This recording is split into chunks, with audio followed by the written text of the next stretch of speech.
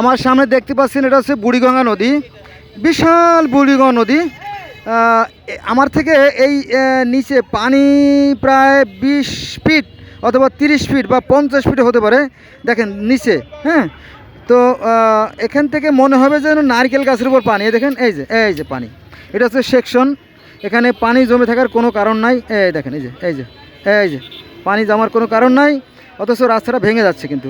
দেখেন এখান থেকে এটা নালা করে দিলে এখানে দিলেই পানিটা কিন্তু এর পিছন দিয়ে নেমে যেতে পারতো, হ্যাঁ, এই ছিদ্রপথে, কিন্তু সেটা করার মতো কেউ নাই। আর একটা বিষয় বলি, সেটা হচ্ছে যে এই যে বিশাল জলাশয় আমরা দেখতে পাচ্ছি, এখানে যদি আমরা ময়লা না ফেলে যদি আমরা এটা সংস্কার করে যদি ব্লিচিং দিয়ে পরিষ্কার করে মাছ চাষ করতাম, তাহলে আমার মনে হয় এখান থেকে মানে 50 লক্ষ কেন 1 কোটি টাকার মাছ উৎপাদন করা সম্ভব প্রতি বছর। এই দেখেন এই যে, হ্যাঁ। আর এইভাবে আরও বিস্তর জায়গা রয়ে গেছে ওদিকে, সেখানে যাব না।